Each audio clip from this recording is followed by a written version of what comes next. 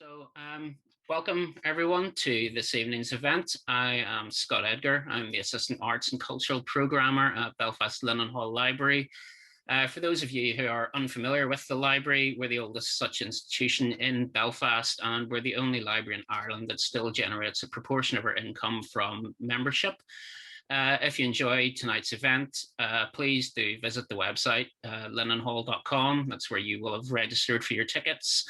And you can find out more on the website about becoming a member. Like I said, for now, we've placed everyone on mute. If you have any questions or comments for our guest tonight, you can type them in the chat box as the evening goes along, and we'll be checking on that. And if we've any good ones or any comments, we'll get back to those at the end.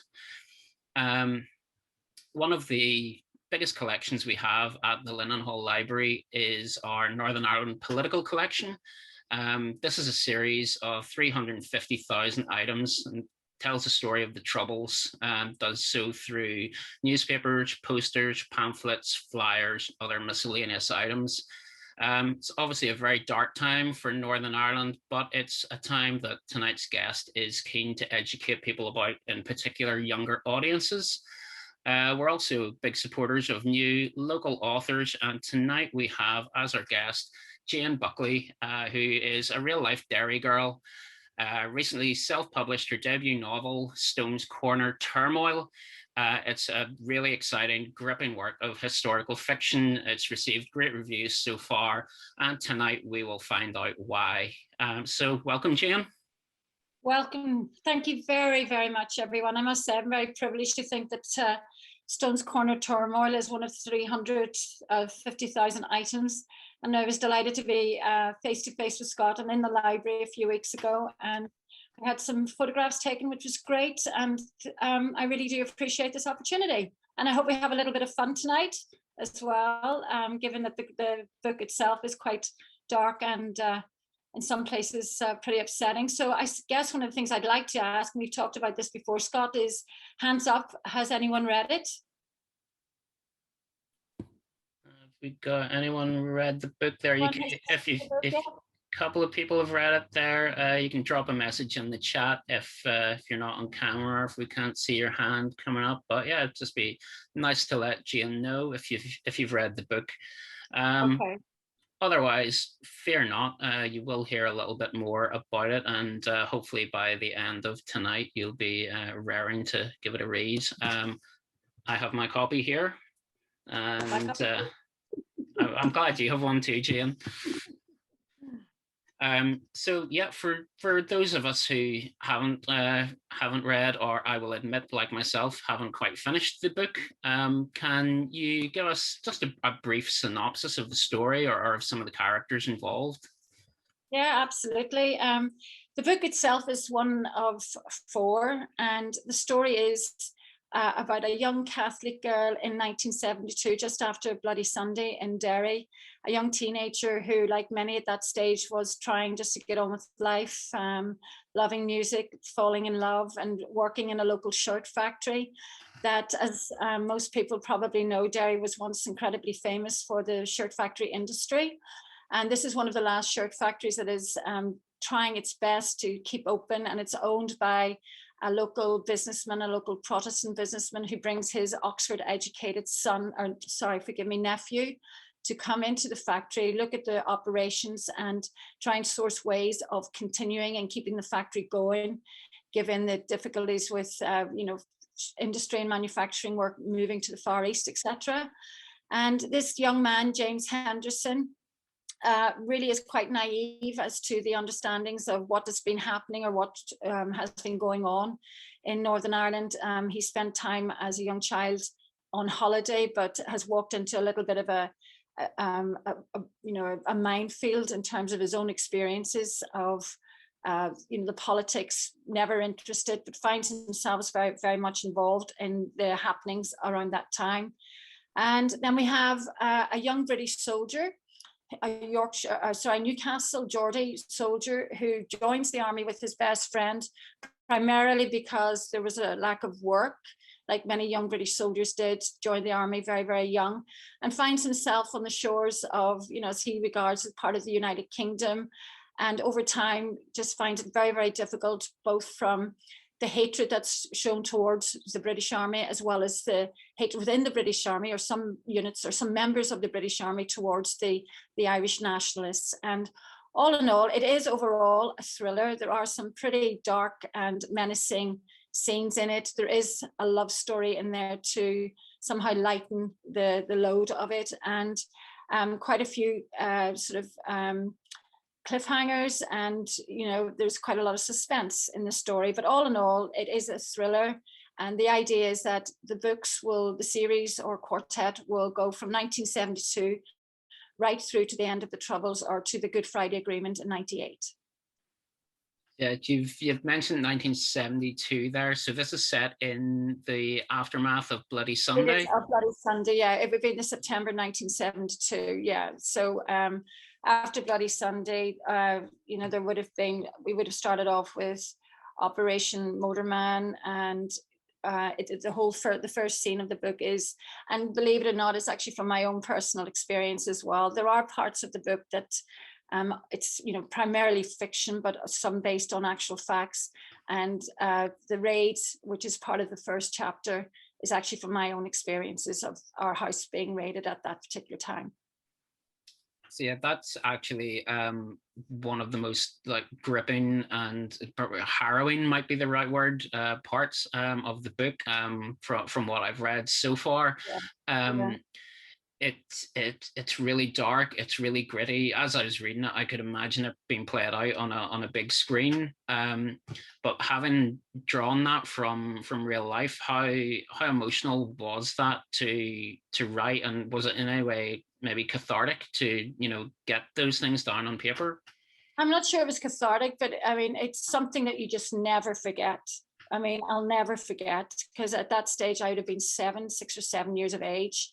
It just wasn't on one occasion. I lived in a very Republican area, and it's something that over time, and everyone I'm sure will understand this, you just got used to it.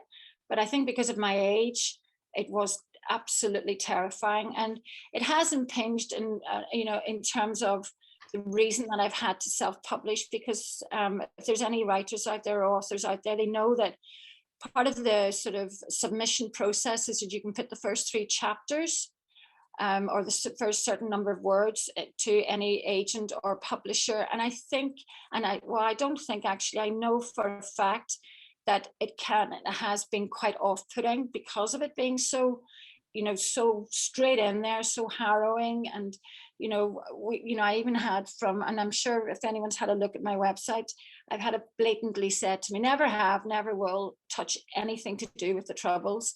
But I think that has changed over the last number of years. We've now got new writers like Anna Burns and others that have started to sort of bring the Troubles into fiction. Whereas before, you had a lot of, you would know, of course, Scott, you had a lot of papers, a lot of journalistic documentaries and writings and books about the facts and things like that. So, and that really is one of the reasons why it steered me towards self-publishing.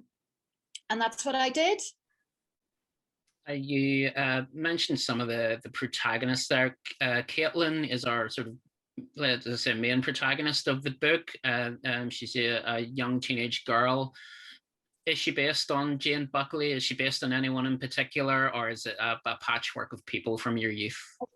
Yeah, it's a patchwork of people. I mean, there's elements of her and me. I mean, I think, I think it's, I mean, they always say, write about what you know. And yes, there's a mixture, but there's a little bit of me in there. Apart from the naughty bits, I have to say, I've been very good. Yeah, none of the choice language I could imagine coming from you. Certainly not. You've also included Robert Salas, who's a Geordie British soldier.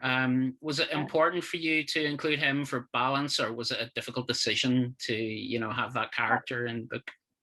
It wasn't difficult at all, and I think that's from my own experiences, in the sense that I was very fortunate. I used to do a lot of swimming competitively, And up until I started to swim, there was very little opportunity for me to mix with, as I said, I was Catholic.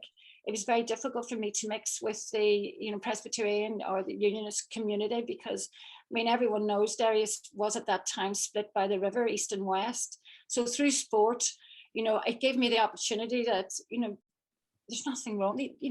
They're fine. Everything, these people are normal, but, it sounds like I'm exaggerating, but it's not. I mean, there was this sort of, tunnel vision as to what was going on with the rest of the world, and swimming opened my eyes. And when I left Derry and when I was 17, I actually married a metropolitan policeman, because my parents, although Catholic, were very liberal, and swimming had taught me that you cannot judge a book by its cover. You just can't. And thank goodness that gave me a taste of, there's a big world out there. And I think that's really what completely opened my eyes. Sport gave me terrific opportunities to travel and to see that there's a big world out there. Otherwise, I was surrounded with all this, what you're hearing, seeing, listening to, down to music, it's all very conditioned. So yeah, so that's, I had no problem bringing Robert Salas in, and I actually really like Robert. He's a good guy. Just you mentioned your swimming there, just to get away from the plot of the novel for a little minute. How does a young girl from Derry end up a champion swimmer? Getting up at 5:30 every morning, and ice in the hair as you're coming back from school, sort of just training. Liam Ball would have been my trainer. Liam Ball, he would have been the Olympic swimmer. He was my coach, and I just loved it. I mean, it used to be something to look for. I mean, it was hard. The training was hard, but every second weekend there was a gala, either away from the city, from Derry. So I got to see Ireland, I got to see Scotland, and then I think, quite frankly, what happened, my mum got involved, and when a parent starts to put the old pressure on you, the fun element tends to go a little bit. So I gave it up, much to her, much to my detriment. She was really disappointed in me. So, but she's forgiven me since. So, yeah. So it was really, ironic. Again, this is something I've been thinking about. I was about 8 or 9, and I remember being literally, half jokingly thrown into the deep end of a swimming pool in Derry, and sort of said, "Right, swim," and I did, and I loved it. I mean, I just loved it. It was escapism as well. It was fantastic. It was a great way of just diverting from everything else that was going on. And after a brief interlude as a swimmer, I believe you had aspirations of becoming a journalist. I did. Yeah. Yeah, what was it that attracted you to that world, and why are you not a celebrated journalist now? Because I had no choice. I had to leave school. I had to work. I mean, I left as soon as I was 16. University was never an option for me, but I've always loved English. I've always loved reading, and I guess I've always loved engaging with people, and finding out for some reason people tend to tell me their life story. I don't know whether that's because I'm a good listener. I hope I am, because I think listening is incredibly important. And I guess just the opportunity never came about. And I literally got on the bus at Foyle Street in Derry, went to London, found myself a job, and it just evolved from there. And I spent over 25 years in London. We talked about. I never did the journalism. We talked about using the swimming as an escape. Another way that you kind of escape those hard times in Derry as a young girl was reading. You were an avid reader as a young girl. Who did you enjoy reading? Who do you still enjoy reading? And have any of those authors had a direct impact on your writing career? I loved all the classics. I love the Jane Austens, and I love the Charles Dickens, the ones that every child should read. I've always loved thrillers. I love Ian Rankin, Ruth Rendell. Who else have I got? I made a note of this earlier on. I still love Agatha Christie. I would still listen to BBC Sounds Radio 4, and they've got all the Agatha Christie old stories. And I just love the simplicity of the writing, and the way she writes. In terms of effect on me, I'm not actually, I can't put it down to one, because I can read some real rubbish, very light-hearted rubbish.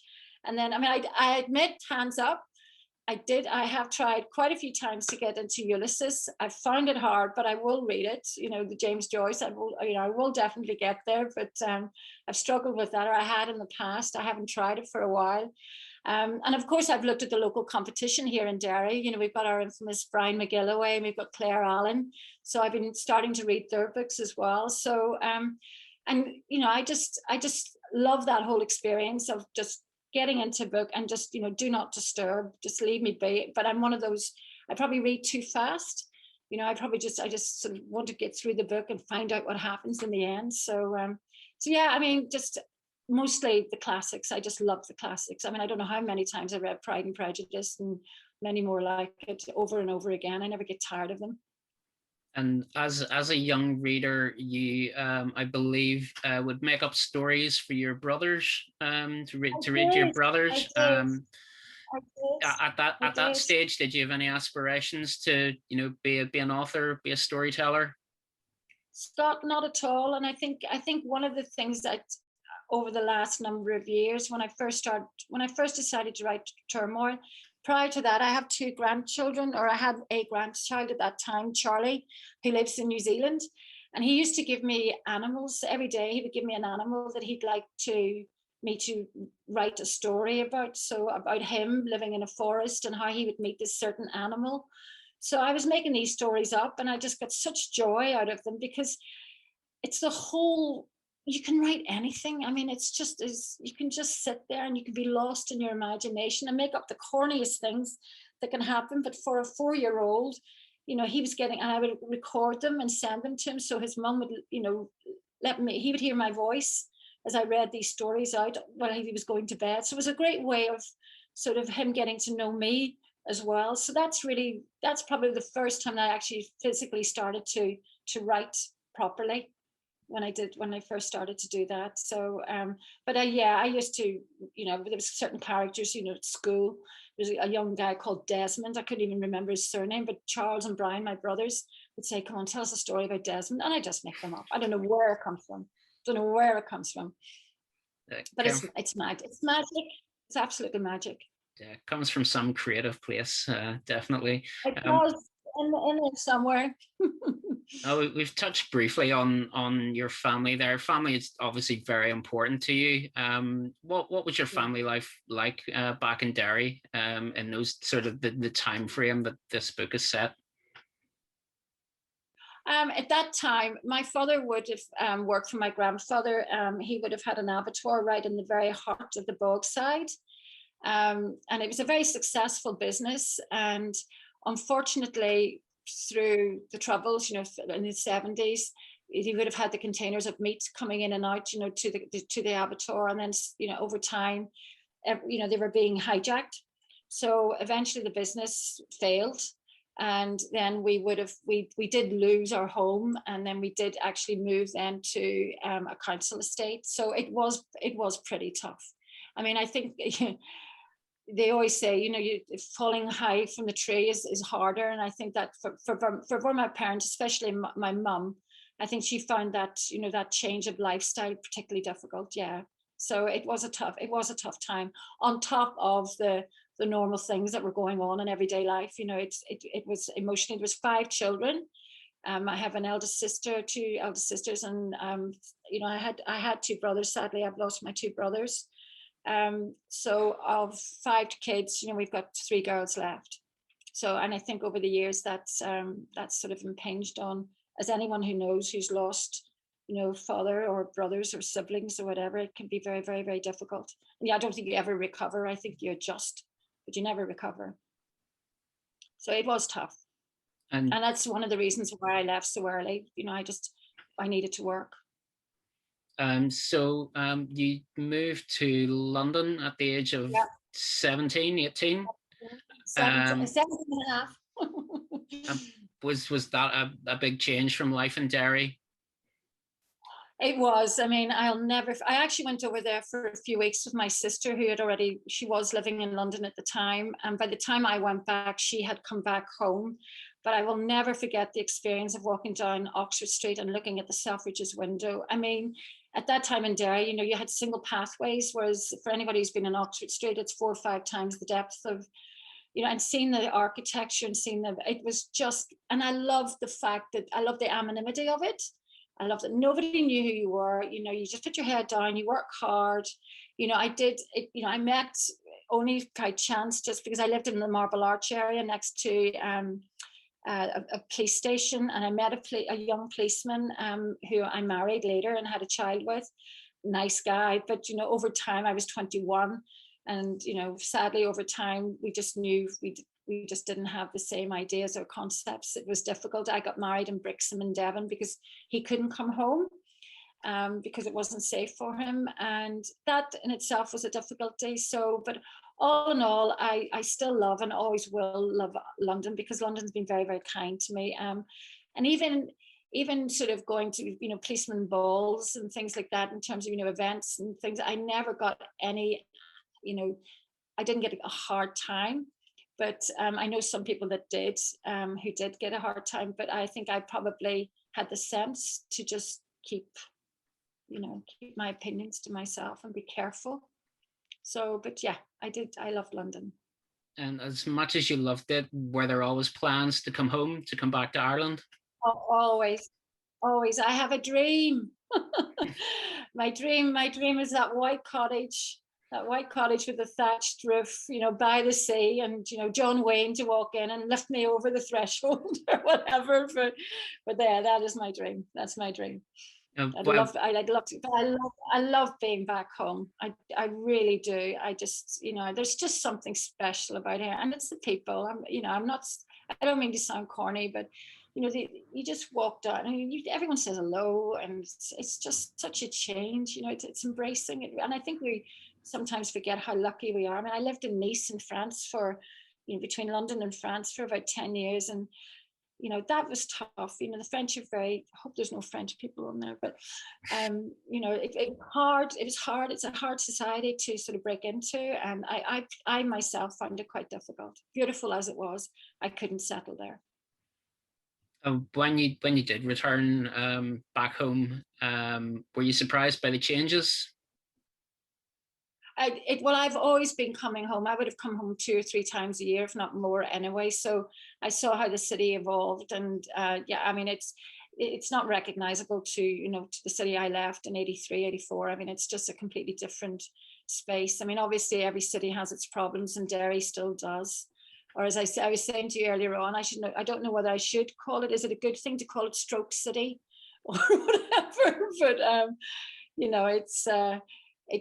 we're getting there, and I think, especially for, in terms of the sort of the infrastructure, the new roads that's being built between Belfast and the city here is going to bring, tremendous change, and with the growing tourism and whatever, it's just, I love to see a tourists being, a group of tourists being taken around the city walls, and the history being shared. And it's just, I'm the agent at the back who waves and says, welcome to Derry, and all this sort of thing. So, I just love to see it.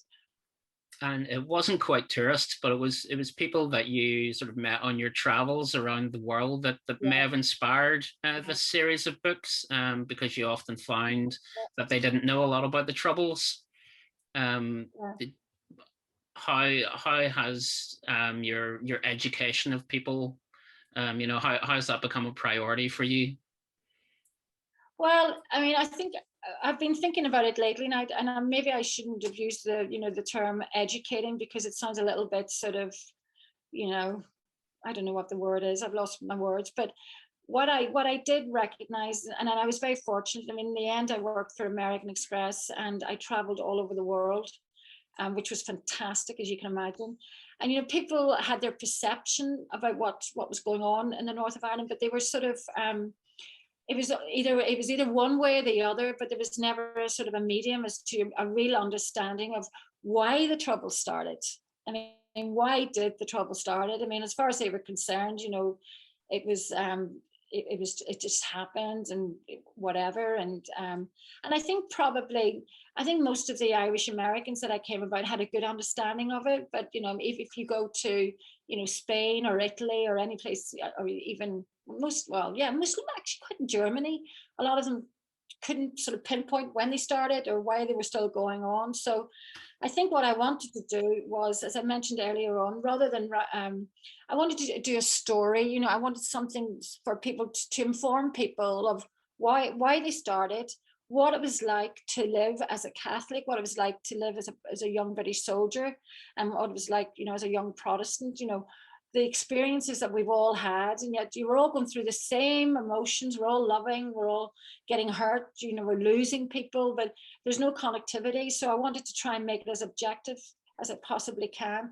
but through a thrilling story to make it, and you know, I can't describe it as fun, but a learning curve, I think, probably more than anything. And I think by doing that through, you know, a good, solid, thrilling story was a good way of informing and, you know, learning all at the same time.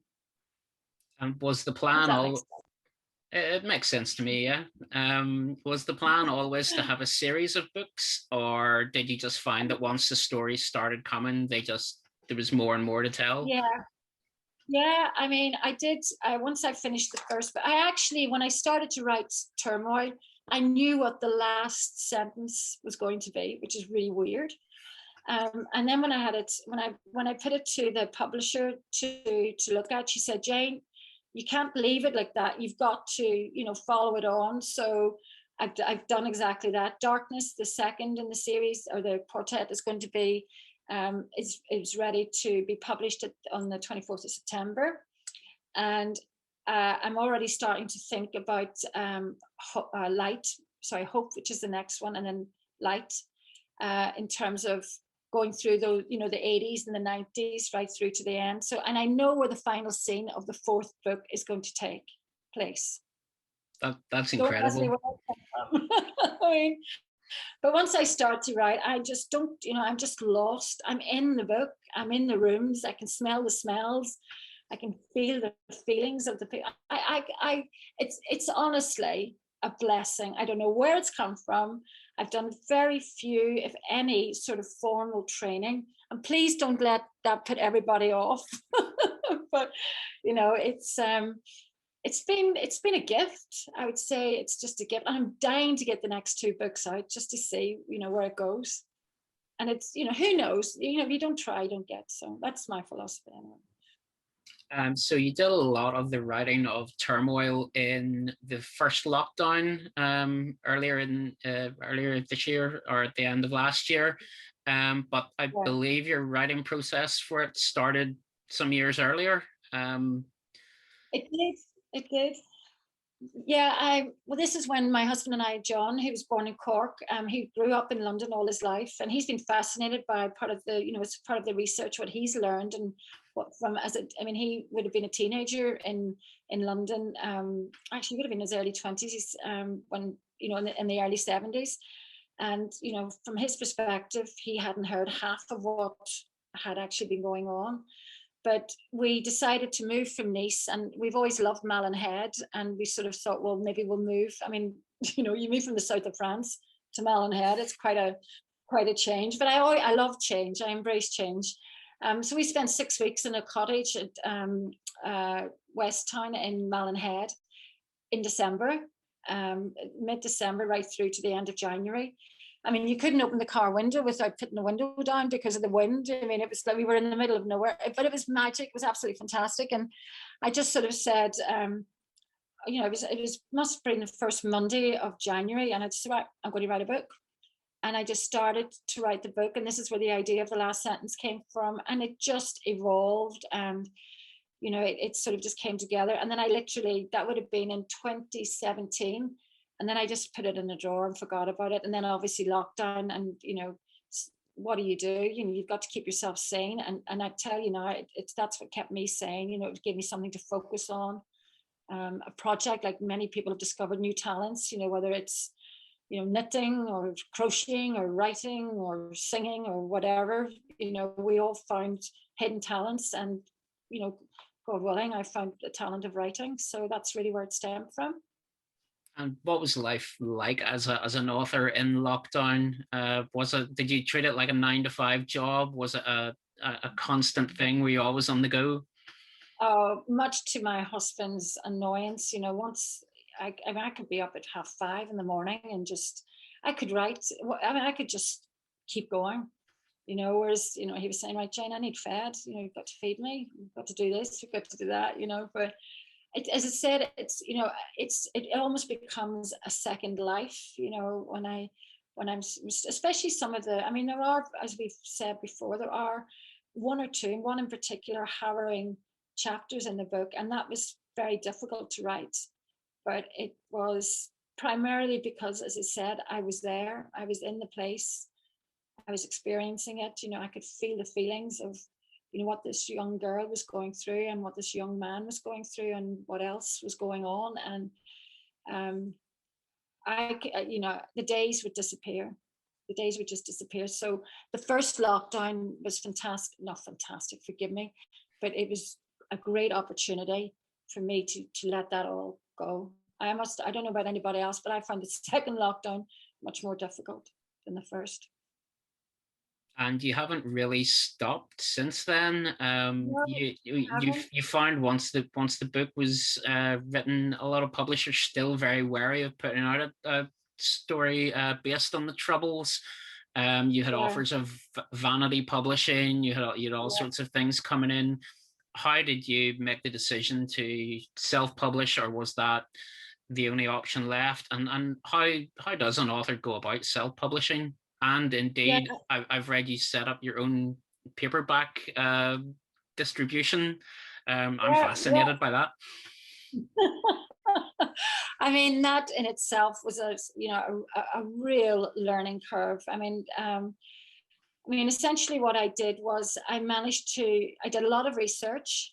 I actually was fortunate enough to have a little bit of a pension that, you know, with the boss's agreement, I've cashed in to use as, you know, as a fund to get the book printed. I've gone through a woman called Orla Kelly Publishing, who's based down in near Dingle, and she's just she's been amazing. But I also, the most important thing was I've got a terrific editor, a woman called Lynn Curtis, who does come from the publishing world. She was an editor in London, and she's done the edit. She's edited the 2 books so far for me. The first book, I mean, when I read back her her overview of the very raw document that I sent her, and it's ironic, you know, I look back and I think, oh, it's almost embarrassing, because you sort of think, oh, that was raw, but she, thank goodness, saw potential in me. So she was able to give me a fantastic sort of one-to-one sort of advice on terms of the structure, on the strategy, and the way I laid the book out, you know, in terms of timing and continuity, and she'd been amazing doing that. And then I then sent it off to Orla Kelly Publishing, who put the ebook up on Amazon for me and formatted it and typesetted it, because I wouldn't have that capability to do it. And then I was able to get the book printed, and I'm surrounded in brown boxes, you know, in the house. I've got them everywhere you look, they're there. So effectively, I didn't put the book on Amazon because I wanted to support one. I love the fact, and this is one of the advantages of self-publishing, is you have total end-to-end control. So, you know, it's my book, forgive the pun, but it's my baby. You know, I can manage it. I love the fact that I can, when I send the book out, I can put a little message in the book. You know, I sign it. I have a little card in there. You know, I love to encourage people to give me reviews, because reviews are just crucial. So everything's bought, the book's bought directly through me. You know, it's on all the major platforms in terms of Amazon and Book Blurb and any of the other sort of, you know, the US sort of platforms, Apple Books, that sort of thing. So it's available on there as well. So so all in all, I've had amazing support from other authors as well. I mean, it's been just terrific. You know, and we all share advice on the pitfalls of self-publishing. The most difficult bit is actually the marketing. It's, you know, because there still is, it has got better. There is still that stigma of self-publishing, because anyone can self-publish. You know, anyone can go on to, you know, to Kindle and put a book on there. And I have seen some pretty poor quality books there, which, you know, diminishes the real, you know, the real sort of potential. I take this very, very seriously. This is not a hobby. This is not my life. Yeah, I think we've all read some of those very poor depictions of things on Amazon. Um, Yeah. we, however, can prove that yours is not one of them, because I think you'd mentioned earlier to me that you might have a little section that you might like to read for us this evening. Yeah, I can do. I can do. I mean, this is sort of it's just a section where I'm trying to explain about Robert, and this is one of his Robert, the young soldier, Robert Salas, and he's going out on foot patrol. So I'll just read a couple of pages, and then hopefully it'll give you a little bit of an insight as to, how he was feeling as a young 19-year-old British soldier, arriving. I'll put my glasses on, which always helps. So I hope everyone can hear me okay. Yeah. Okay. It was Robert's turn to go out on foot patrol in brick formation alongside Val. Two other squaddies and their lance corporal, or as they called them, their lance jack, the smallest patrol unit the army allowed. The brief was to proceed cautiously alongside the multicoloured brick terraced houses and streets on the Lawnmoor Road, a notorious Republican area in the Bogside. They just left the safety of the barracks, running out as fast as they could through a single corrugated door at the back of the tall iron-grilled barrack wall. As ordered, they zigzagged left to right and back again across the open road, hoping to avoid any snipers and find safe cover. It had been Robert's turn to carry the riot gun, which was heavy and cumbersome. Even though he'd normally prefer foot patrol, today he was frightened, but couldn't let anyone know. He'd slept badly the night before. It was always difficult knowing they were headed for a 5 or 6 hour patrol on the open street. They were like fairground ducks, exposed and waiting to be won as a prize by the many gun-wielding provosts of the city. At the briefing, their captain had shown them numerous mugshots of the usual suspects, plus some new faces. He drilled them on being vigilant and alert, as they'd have to report back any issues, sightings of suspects, or vehicles of interest. They must expect the unexpected, they were told. The army's experiences in Aden and Cyprus were proving useless in this Irish guerrilla war. At first, the men found it difficult to grasp the dangers of patrolling this city full of hate. It looked very like several other cities on the mainland, as day to day, the people shopped and made their way about their business. Sadly, some of the young soldiers, to their peril, didn't learn fast enough and had fallen victim to a bullet or bomb. As he walked along the narrow street, Robert checked warily for loose bricks in the walls of the two-tone houses. Small deadly explosives could be easily tucked behind them. The unit also avoided burned out cars and empty containers that might contain explosives to be remotely detonated as they passed. How's that? Thank you very much. If that has whetted anyone's appetite, I can confirm that, as Jane said earlier, if you do buy the book, you may get a signed copy with a nice little message in it there.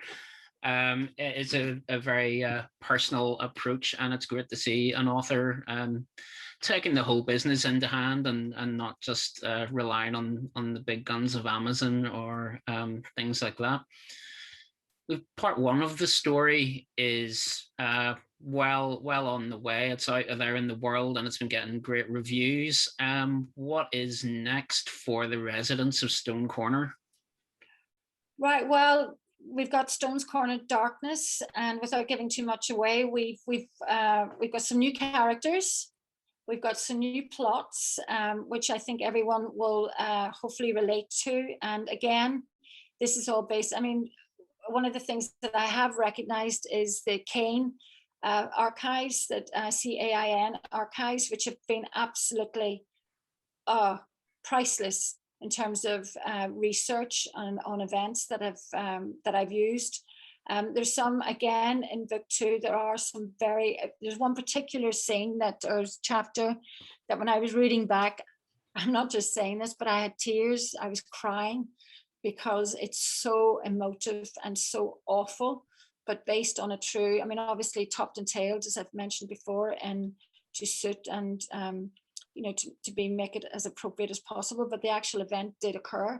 So I have reinvented that, and that's pretty harsh. And I've been told by the copywriter, ironically, my copywriter is based in Christchurch in New Zealand.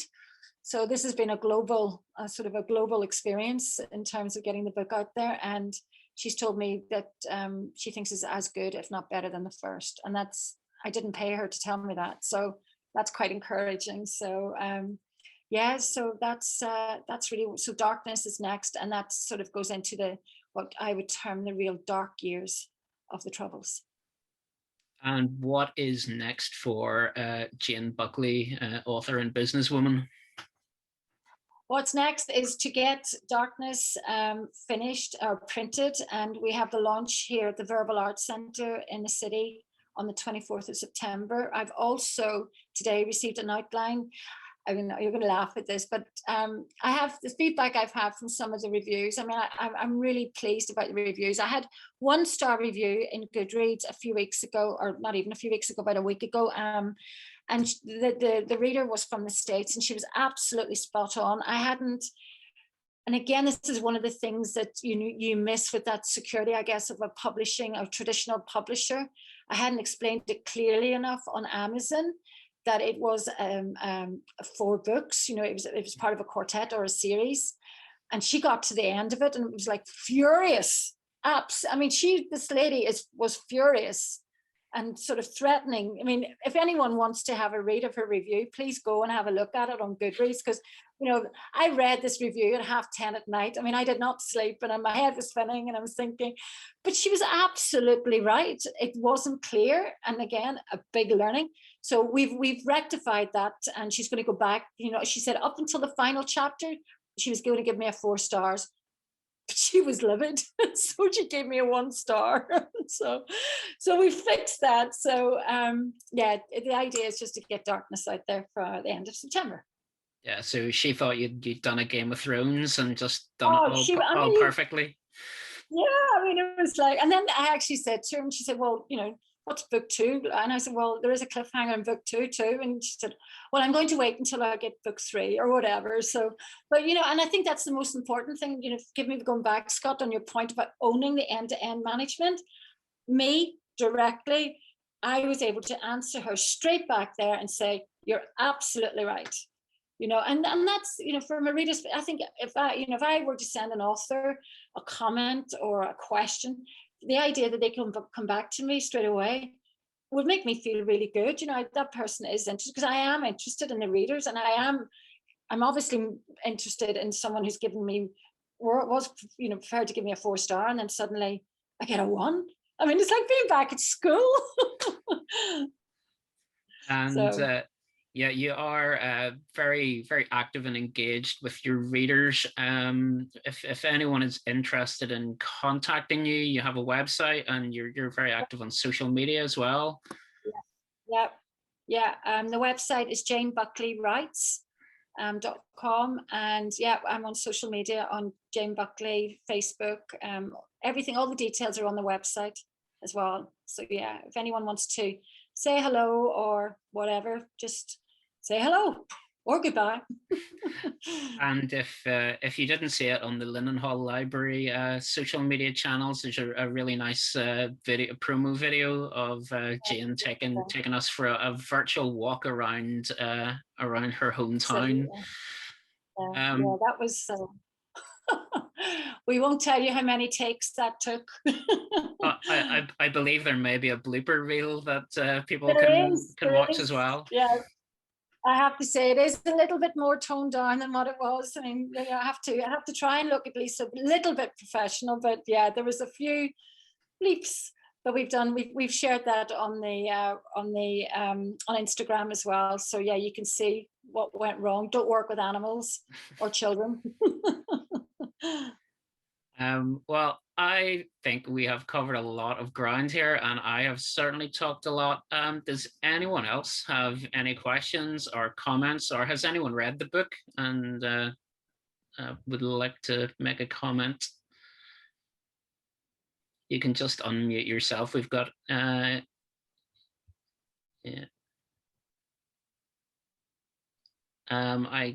Can you read those messages there, Jane? Or yeah, I can see one from Jennifer. Yeah.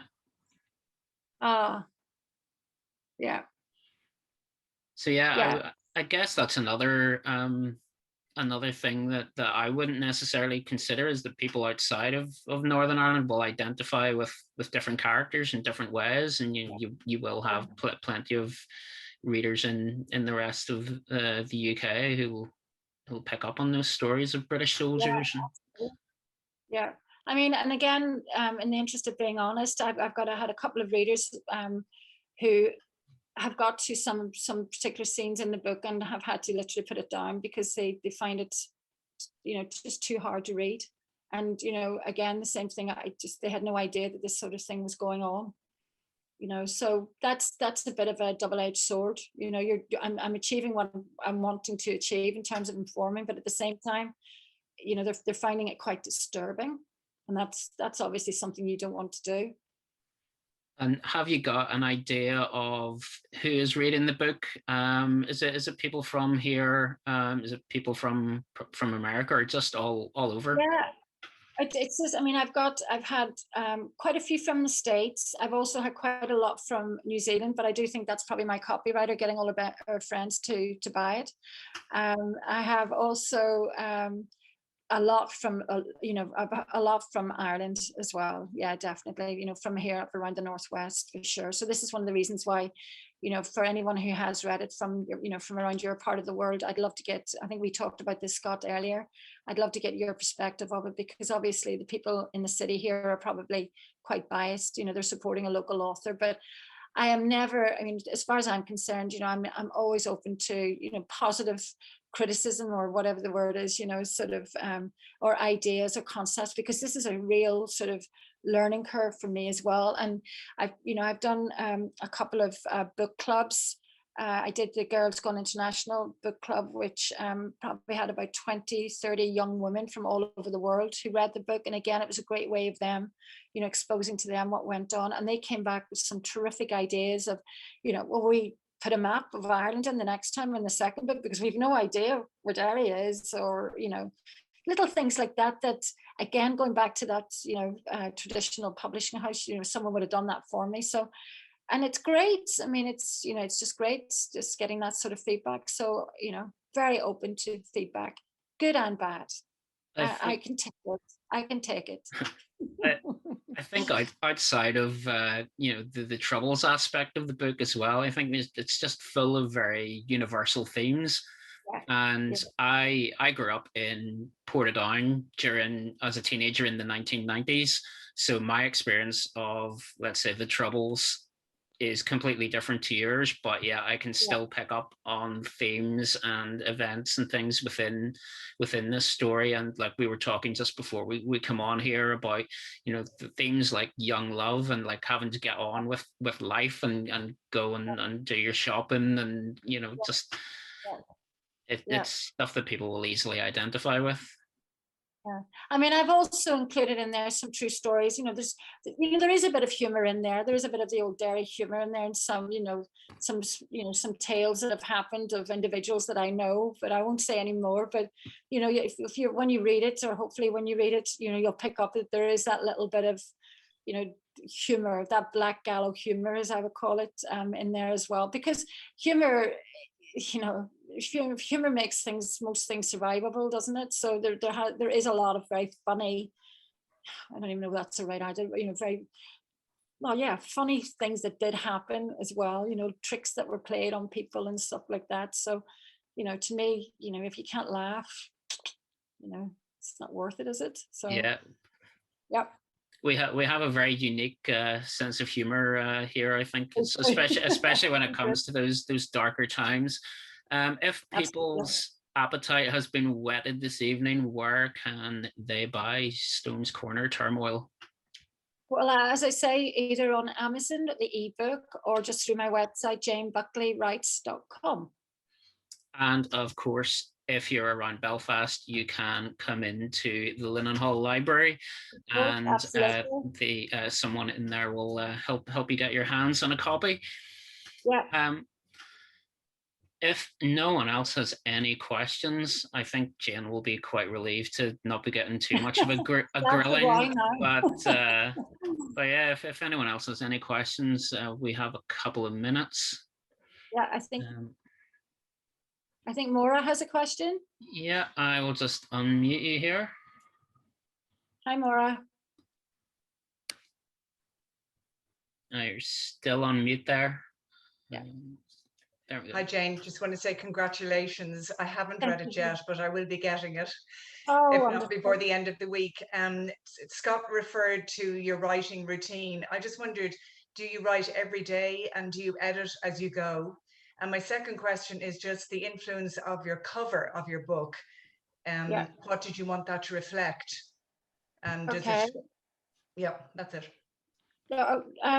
Well, I tend to write a chapter, so I would rather than sort of editing as I go, I literally just do a splurge of what the idea is and that's in my head. So I try and write probably 2,000 words a day. So for example, I started writing Darkness, and again, this is all part of the learning process. It was much easier to write the second book because obviously I've done the first, and I was more I managed the time and everything better. So I would just do 2,000 words a day, but once I start, I just don't stop. I mean, it's like it's every day until I have that first draft, and then I go back. So I've got the core story there, because the trouble with editing, you could edit and edit and edit till the cows come home. So that's one of the things that my husband was particularly helpful with. He would say, right, enough. So that's exactly what I would do. And forgive me, I've forgotten the second part of your question. And I was just interested because I was reading in the Sunday Times, they were talking about the influence of a cover for a book and how during lockdown with online they were trying to sell. And I've got that. So what would have influenced you, or what did you want the cover to say to people, shall I say, if they were thinking about buying the book? I think I mean, the whole idea of having this shirt on the line is obviously the shirt factory influence, and then the colors of the green and the orange for obviously the different the backgrounds. And Stone's Corner, actually the title came from there's an area just off Craigan Street in Derry here where the professional rioters, for want of a better word, would basically put their armory together. They would break the pavements up and have the piles of stones ready for, once they've had their tea, and if it's a sunny night, and this is true, but if it wasn't raining, they'd have the armory ready to go and riot. So it was actually named Stone's Corner, and it was part of the Craigan estate. So that's really where I got the whole Stone's Corner bit from as well. But no, I mean, I was probably quite naive in terms of the color, but I've had good the cover, but I've had actually pretty good feedback about it. And I think one of the things I'm learning, Maura, is that you're never going to please everybody. Everybody's going to do everything differently. So, you have to almost have, build up that iron, sort of stop taking everything personally. But I do. No, well done. Thank you. Thank you. Thank you very much. Thank you. I think we've maybe time for one more question, if anyone has one. If you have one, you can just take yourself off mute, because I sometimes miss hands going up. I'd love to hear from someone who's read it, or sort of had a look at it, or someone who isn't me. Someone who isn't you, Scott. You don't count. Oh, okay. Okay, I think cool. Everyone has gone strangely quiet for a group of Linenhall Library event attendees. I hope that's a good thing. Is it because I've said I've talked too much? Hopefully everyone is got Google or their favorite search engine open there and is looking up Jane Buckley and where to buy Stone's Corner Turmoil. I would just like to say thank you very much, Jane. I've really enjoyed this, and it's been a great chat, and thank you for joining us this evening. I'd also like to thank everyone else who registered and came along tonight. We couldn't run these events without your support. So I'd like to extend an invitation to you all to go to linenhall.com. You can check out our upcoming events, find out more about becoming a member of the library, and enjoy the rest of your evening. Make some plans to get a copy of Jane's book, and I will see you all again soon. Thank you. Thank you so much, everyone. Take care. Bye. Thank you, Scott. Bye. Thank you. Bye. Bye.